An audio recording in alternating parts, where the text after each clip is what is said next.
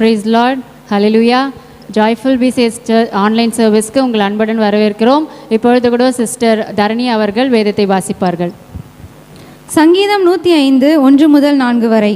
கர்த்தரை துதித்து அவருடைய நாமத்தை பிரஸ்தாபமாக்குங்கள், அவருடைய சேகைகளை ஜனங்களுக்கு பிரசித்தப்படுத்துங்கள். அவரை பாடி அவரை கீர்த்தனம் பண்ணுங்கள், அவருடைய அதிசயங்கள் எல்லாம் தியானித்து பேசுங்கள். அவருடைய பரிசுத்த நாமத்தை குறித்து மேன்மை பாராட்டுங்கள். கர்த்தரை தேடுகிறவர்களின் இருதயம் மகிழ்வதாக. கர்த்தரையும் அவர் வல்லமையையும் நாடுங்கள், அவர் சமூகத்தை நித்தமும் தேடுங்கள். ஆமென். சிஸ்டர் கிரேஷியா அவர்கள் ஜெபம் செய்வார்கள். ஹல்லேலூயா. அப்பா ஆண்டவரே நாள் துதிக்கிறோம், ஸ்தோத்திரிக்கிறோம் ராஜா. நல்ல வேலைக்காய் உமக்கு நன்றி செலுத்திக்கிறோம் தகப்பனே. இந்த வேலையிலும் ஆண்டவரே அப்பா உம்மை ஒருமித்து கூடி இசப்பா ஆண்டவரே உம்மை துதிக்கும்படியாக உம்முடைய நாமத்தை உயர்த்தும்படியாக இந்த இடத்துல எங்களை ஒன்று கூடினமைக்காய் உமக்கு நன்றி செலுத்திக்கிறோம். இதை ஆன்லைன் மூலமாய் பார்த்து கொண்டு இருக்க ஒவ்வொருவரையும் நீங்கள் தொடுங்க, அவங்களை ஆசீர்வதிங்கப்பா ஆண்டவரே. இந்த ஆராதனை முழுவதும் கருத்து நாங்கள் தருகிறோம் ஏசப்பா. எங்கே 2-3 பேர் கூடியிருக்கிறார்களோ அவர்கள் மத்தியிலே நான் வாசம் பண்ணுவேன் என்று சொன்ன தேவன் எங்கள் மத்தியில் நீர் வந்து வாசம் செய்யும்படியாக கேட்டு நாங்கள் செபிக்கிறோம் ஆண்டவரே. முற்றிலுமா இந்த ஆராதனை கருத்து நாங்கள் ஒப்படைக்கிறோம். ஒவ்வொருவரும் உங்கள் பிரச்சனை நாங்கள் உணர்ந்து முழு உள்ளத்தோடு முழு இருதயத்தோடும் ஆராதிக்க கிருபை தாங்க. இயேசுவின் நாமத்தில் ஜெபிக்கிறோம் நல்ல பிதாவே, ஆமென். ஹல்லேலூயா. ஹல்லேலூயா. ஹல்லேலூயா. நம் தேவன் என்றும் ஜீவனோடு இருக்கிறார். நம் தேவன் ஜீவிக்கிறவரா இருக்கிறார். அவர் எனக்குள்ளும் உங்களுக்குள்ளும் வாசம் செய்கிறவரா இருக்கிறார். அவர் உங்களுக்கு அறியாததும் நீங்கள் எட்டாததுமான பெரிய காரியங்களை செய்ய வல்லவரா இருக்கிறார். ஹல்லேலூயா. நம்ம எல்லோரும் சேர்ந்து உற்சாகமாய் ஒரு பாடலை பாடுவோம். உனக்குள்ளே இருக்கின்ற உன் இயேசு என்று பெரியவரே. கரங்களை தட்டி உற்சாகமாய் பாடுவோமா? உனக்குள்ளே இருக்கின்ற உன் இயேசு என்றும் பெரியவரே. உனக்குள்ளே இருக்கின்ற உன் இயேசு என்றும் பெரியவரே. நீ அறியாததும் உனக்கு எட்டாததுமான பெரிய காரியங்கள் செய்திடுவார். நீ அறியாததும் உனக்கு எட்டாததுமான பெரிய காரியங்கள் செய்திடுவார். உனக்குள்ளே இருக்கின்ற உன் இயேசு என்றும் பெரியவரே. உனக்குள்ளே இருக்கின்ற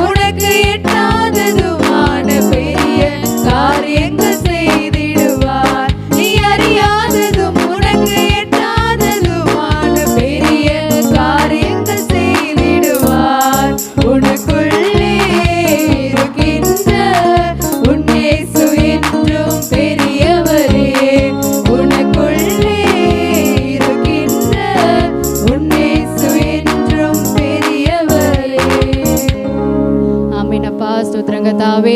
தேவரீர் எங்களுக்குள்ளே இருக்கிற நீர் அப்பா என்றும் பெரியவராக இருக்கிறீங்க ஏசப்பா. நாங்கள் அறியாததுமான பெரிய காரியங்களை கத்த நீங்கள் செய்கிறபடியால் உமக்கு நன்றி என்று சொல்லி துதிக்கிறோம் ஏசப்பா. நீரே ஏசப்பா 1000 நாமங்களை உடைய தேவனாக இருக்கிறீரே அப்பா. யெகோவா ஈராக இருக்கிறீரே, அதற்காக நன்றி செலுத்துகிறோம். எங்களுக்கு எல்லாமே நீராக இருக்கிற தேவனாக இருக்கிறீரே, அதற்காக நன்றி செலுத்துகிறோம். எந்த சூழ்நிலைகள் வந்தாலும் கர்த்தர் நீர் எங்களோடு கூட இருக்கிறீர் என்ற தைரியத்தை கர்த்தர் எங்களுக்கு கொடுக்கிறபடியால் உமக்கு நன்றி செலுத்துகிறோம் ஏசப்பா. இப்பொழுதும் கூட ஏசப்பா யெகோவா ஈரே எனக்கு எல்லாம் நீரே என்ற பாடலை பாடி தேவனை ஆராதிப்போமா?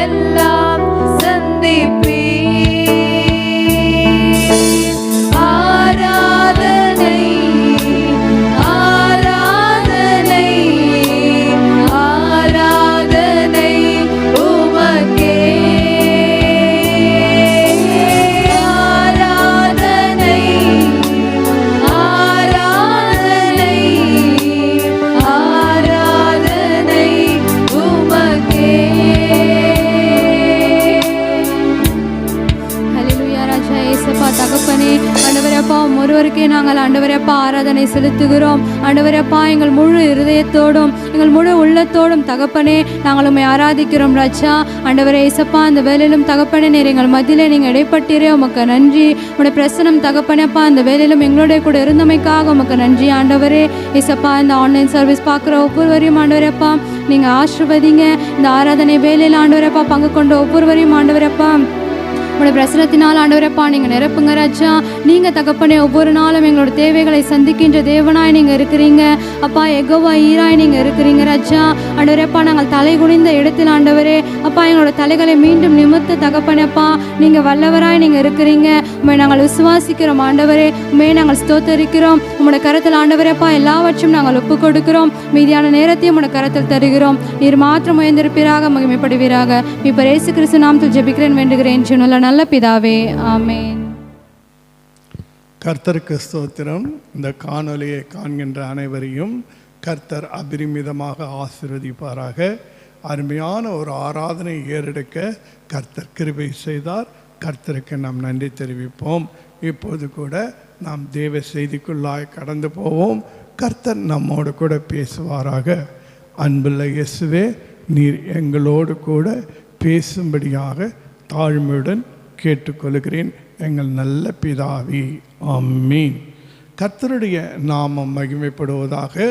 2 நாளாகம புஸ்தகத்திலே நாம் 16வது அதிகாரத்திலே 9வது வசனத்தினுடைய ஆரம்பத்தை நாம் வாசிப்போம்.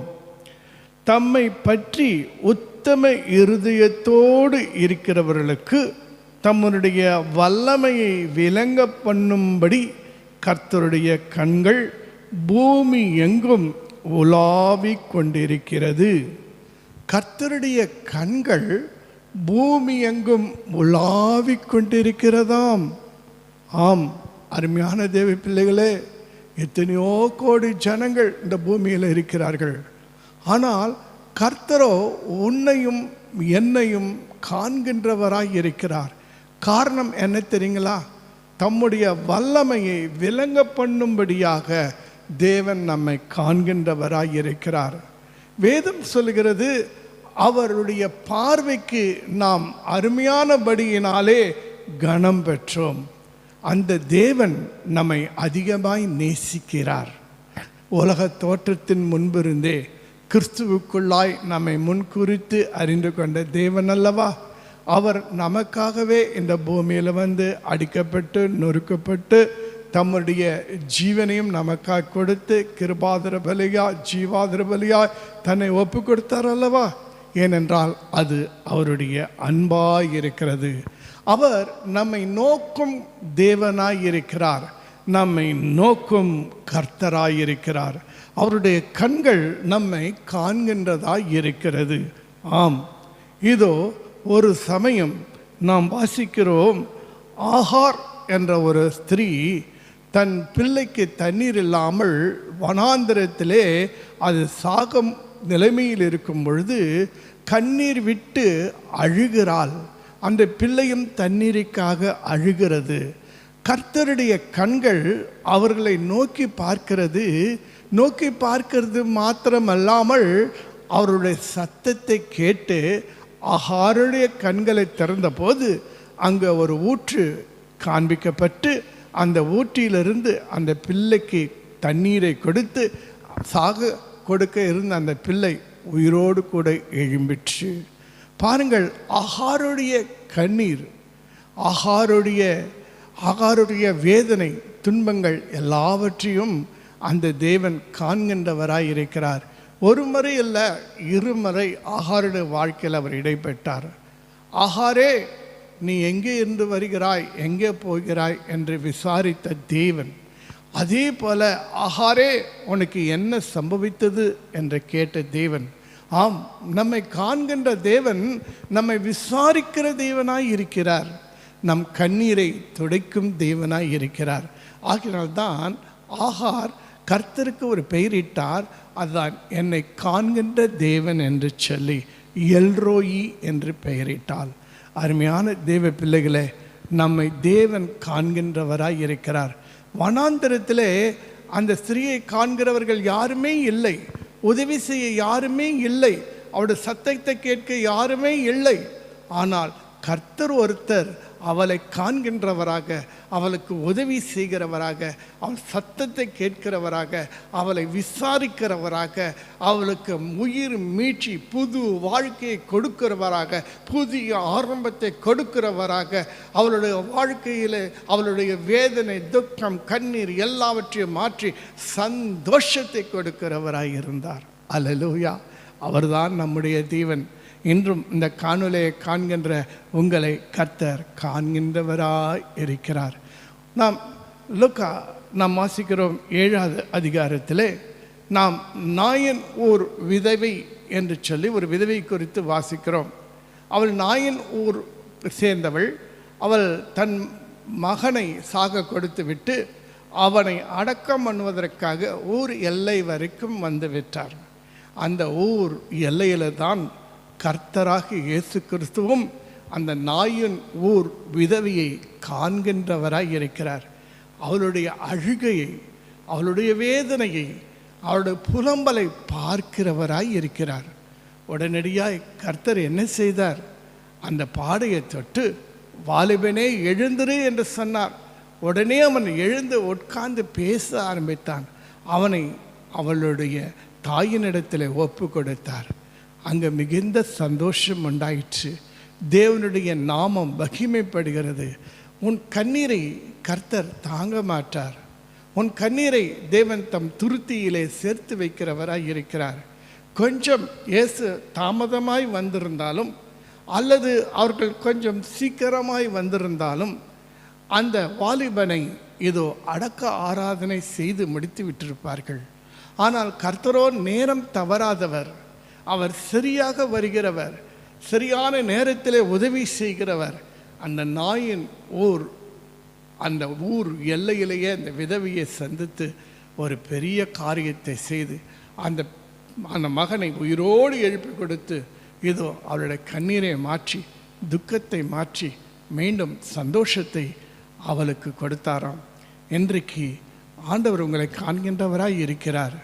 நேரம் தவற மாட்டார். நிச்சயமாக உங்களை சந்திப்பார். உங்கள் துக்கத்துக்கும் கண்ணீருக்கும் என்ன காரணம் இருந்தாலும் சரி, பயப்படாதீர்கள். உங்களை சரியான நேரத்தில் சந்தித்து உங்களை விசாரித்து உங்களுடைய துக்கத்தையும் வேதனையும் நீக்கி உங்களுக்கு ஒரு புது வாழ்வையும் சந்தோஷத்தையும் கர்த்தர் நிச்சயமாய் கொடுப்பார். ஏனென்றால் அவர் உங்களை காண்கின்ற தேவன். அவருடைய கண்கள் பூமியெங்கும் உலாவிக் கொண்டிருக்கிறது. தம்முடைய வல்லமை விளங்கும்படியாக உலாவிக் கொண்டிருக்கிறது. அவர் பார்வைக்கு நீங்கள் அருமையானபடியினாலே நீங்கள் கனம் பெற்றீர்கள். கர்த்தருடைய நாமம் மகிமைப்படுவதாக. ஒரு 12 பாடுள்ள ஸ்திரீயை குறித்து நாம் லூக்கா 8வது அதிகாரத்திலே வாசிக்க முடியும். அவள் பயங்கரமான சரீரத்தில் வியாதி உள்ளவளாய் இருந்து அவருடைய வஸ்திரத்தை தொட்டாலாகிலும் நான் சொஸ்தமாவேன் என்று எதிர்பார்த்தலோடு வந்து அவள் இயேசுவின் வஸ்திரத்தை தொட்டபோது அவளுக்கு சுகம் கிடைத்தது. இதை உணர்ந்த இயேசு கிறிஸ்து என்னை தொட்டது ஒருவர் என்று சொல்லி சுற்றும் முற்றும் பார்க்கிறார். அப்போது அந்த ஸ்திரீயையும் பார்க்கிறார்.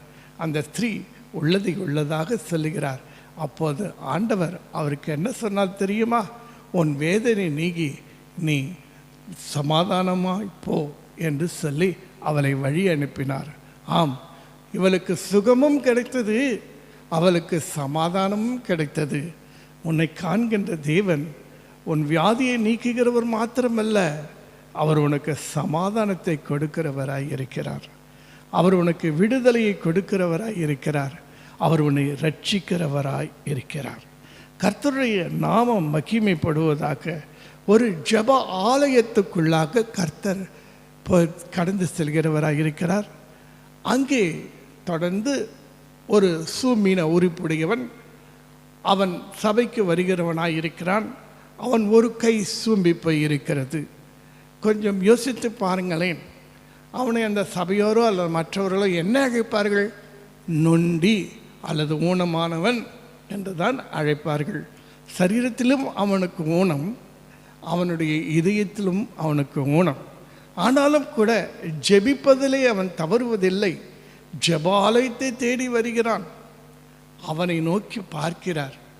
உன் கையை நீட்டு என்று சொல்லி அவன் கையை மறுக்கை போல ஆண்டவர் என்ன செய்கிறாராம்? சொஸ்தமாக்குகிறாராம். பார்த்தீர்களா? உங்களுடைய குறைவுகளை தேவன் நிறைவாக்குகிறவராய் இருக்கிறார். இந்த காணொலியை காண்கின்றவர் யாராய் இருந்தாலும் சரி, உங்களுடைய குறை என்ன? சரீரத்தில் குறை இருக்கிறதா? உள்ளத்திலே காயப்பட்டிருக்கிறீர்களா? அல்லது உங்கள் குடும்ப வாழ்க்கையில் ஏதாவது ஒரு குறை இருக்கிறதா? வேலையிலே குறை இருக்கிறதா? வேறு எதுனாலும் நீங்கள் குறைப்பட்டு இருக்கிறீர்களா? பயப்படாதீர்கள். தேவன் தமது ஐஸ்வரியத்தின்படி உங்கள் குறைவெல்லாம் கிறிஸ்து இயேசு மகிமைக்குள்ளாய் நிறைவாக்குவார். ஆண்டவர் உங்களை முழுமைப்படுத்துகிற தேவன். இந்த சூமன கை உறுப்பினரை குறித்து மார்க் 3வது அதிகாரத்தில் நாம் வாசிக்க முடியும். அதே போல ஜெபாலயத்துக்கு ஒரு கூனி வந்திருந்தாள். 18 வருஷ கூனியம். அவளை பிடித்திருந்தது ஒரு பலவீனப்படுத்துகிற ஒரு ஆவி. கர்த்தர் என்ன செய்கிறார்? அந்த பலவீனப்படுத்துகிற ஆவியிலிருந்து அந்த கூனியை விடுதலை செய்கிறார். அவள் நிமிர்ந்து தேவனை மகிமைப்படுத்துகிறாள். பாருங்களேன், ஆண்டவர் காண்கின்ற தேவன். அந்த இடத்துல எத்தனையோ பேர் இருக்கிறாங்க. ஆனால் அந்த கூனியை பார்த்து அந்த பலவீனப்படுத்துகிற அந்த சாத்தானின் ஆவியிலிருந்து அவளை விடுதலை செய்து அவளை ஆசீர்வதிக்கிறார். அவர் ஆண்டவரை மகிமைப்படுத்துகிறார். இன்றைக்கு நீங்கள் உங்கள் சரீரத்திலோ அது வாழ்க்கையிலோ நிமிர்ந்து போக முடியாதபடிக்கு சாத்தான் உங்களை கட்டி வைத்திருந்தால், நீங்கள் அப்ரஹாமின் குமாரரும் குமார்த்திகளுமாயிருக்கிறீர்கள். ஆண்டவர் உங்களை கைவிட மாட்டார். கரம் பிடித்தவர் கைவிடுவாரோ? உங்களை காண்கின்றவர் காணாமல் போய்விடுவாரா என்ன? உங்களிடத்தில் வந்து உங்களை சுகப்படுத்துவார், உங்களை விடுதலை செய்வார். உங்களுக்கு தெரியுமா, ஆண்டவர் தாமே எங்கேயோ இருந்த ஒரு லேகியான் பிசாசு பிடித்தவனை அவர் என்ன செய்த, கடலிலே அவர் பிரயாணம் செய்து சாத்தான் எத்தனையோ பிரச்சனைகளை அங்கு வராதபடிக்கு தடை செய்த போதும் கூட கர்த்தர் அந்த லேகியான் பிசாசு பிடித்தவனை அந்த பிசாசுகளிடத்திலிருந்து விடுதலை செய்தார். இந்த காரியம் சீஷர்கள் கண்களுக்கும் தெரியவில்லை, ஆனால் கர்த்தரோ அவர் காண்கின்றவராய் இருக்கிறார். அந்த லேகியான் பிசாசு பிடித்தவன் எவ்வளவு வேதனைப்படுவான் என்று அவர் அறிந்திருக்கிறார். கற்களினாலே தன்னைத்தானே காயப்படுத்திக் கொள்கிறான். அவனை குறித்த பயம் நிறைய பேருக்கு உண்டு. ஆனால் கர்த்தரோ அவனை விடுதலை செய்தார். சாத்தானினிடத்திலிருந்து விடுதலை செய்தார். அநேக பிசாசின் ஆவியிலிருந்து விடுதலை செய்தார். அவன் புத்தி தெளிந்து வஸ்திரம் தெளித்து அவன் இயேசுவினுடைய பாதத்தில் உட்கார்ந்திருந்தானாம். பார்த்தீர்களா? கர்த்தருடைய கண்கள் பூமி எங்கும் உலாவிக் கொண்டிருக்கிறது. யாரும் உங்களை பார்க்க முடியாது, ஆனால் கர்த்தர் உங்களை காண்கின்றவராக இருக்கிறார். நீங்கள் என்ன செஞ்சாலும் பார்க்கிறவராக இருக்கிறார். உங்கள் துக்கம், சந்தோஷம், சமாதானம் யாவற்றையும் பார்க்கிற தேவனாக இருக்கிறார். உங்களுக்கு உதவி செய்ய ஓடோடி வருகிற தேவன் அவர்தான். உங்களை விசாரிக்கும் தேவனாக இருக்கிறார். பெதஸ்தா என்ற ஒரு குளத்தை நாம் வாசிக்கிறோம். அந்த குளத்தில் 5 மண்டபங்கள் உண்டு. அதில் ஒரு நீண்ட நாள் பிணியாளி ஒருவன் இருக்கிறான். 38 வருஷமாய் அவன் வியாதியஸ்தனாய் காணப்படுகிறான். அந்த குளத்தில் யார் முதல் இறங்குவார்களோ அவர்கள் சுகமடைவார்கள். ஏதோ ஒரு தேவ தூதன் வந்து கலக்குவான் என்று சொல்லப்பட்டு இருக்கிறது. அப்பொழுது இப்படியாய் 38 வருஷமாகிவிட்டது. அவனுக்கு உதவி செய்ய யாரும் இல்லை. இயேசுவும் அந்த பெதஸ்தா குளத்தில் போகிறார். அங்கு பார்க்கும்போது எத்தனையோ வியாதிஸ்தர்கள் உண்டு. ஆனால் கர்த்தருடைய கண்களிலே குறிப்பாக காணப்பட்டவன் இந்த 38 வருட வியாதிஸ்தன். அவனை பார்த்து ஆண்டவர் கேட்ட ஒரே ஒரு கேள்வி, சொஸ்தமாக விரும்புகிறாயா என்று கேட்டார். அவன் என்னென்னமோ சொல்கிறான். ஆண்டவர் சொல்லுகிறார், உன் படுக்கையை எடுத்துக்கொண்டு நட என்று சொல்லுகிறார். உடனே அவன் சுகமடைந்தான். வருடங்கள் என்பது கர்த்தருக்கு ஒன்றுமே இல்லை. நீ நீண்ட காலமாக பல வருடங்களாக உபத்திரத்தில் இருக்கிறாயா, வேதனையில் இருக்கிறாயா, பிரச்சனையில் இருக்கிறாயா, கண்ணீரோடு வாழ்ந்து கொண்டிருக்கிறாயா, கஷ்டமா, நஷ்டத்தில் இருக்கிறாயா, உன் வியாபாரம் செழிப்பாகவில்லையா, உன் குடும்பம் இன்னும் யாரும் ரட்சிக்கப்படவில்லையா, பல வருடங்களாக கர்த்தர் காண்கின்றவராய் இருக்கிறார். இன்றைக்கு உன் வாழ்க்கையில் ஒரு அற்புதத்தை செய்ய போகிறார். அல்லேலூயா! உன் வீட்டுக்கு ரட்சிப்பு வரப்போகிறது. ஆம், ஆண்டவர் இதோ எப்படிப்பட்டவரோ என்று பார்ப்பதற்காக சகையு என்ன செய்கிறான், ஒரு காட்டத்தி மரத்தில் உட்கார்ந்து கொண்டிருக்கிறான். ஆனால் கர்த்தரோ அங்கே வந்து அவனை அனாந்து பார்த்து, சகைவே இறங்கி வா, இன்று நான் உன் வீட்டிலே தங்க வேண்டும் என்று சொல்லுகிறான். அவன் பாவ உணர்வு அடைந்து, ஆண்டவரே என்னுடைய சொத்தில் பாதியை ஏழைகளுக்கு கொடுக்கிறேன், யாருக்கிட்டெல்லாம் அநியாயமாக வாங்கியிருந்தனோ அதை 4 செலுத்துகிறேன் என்று சொல்லும் போது கர்த்தர் சொல்லுகிறார், இன்று இந்த வீட்டுக்கு ரட்சிப்பு வந்தது என்று சொல்லி பார்த்தீர்களா?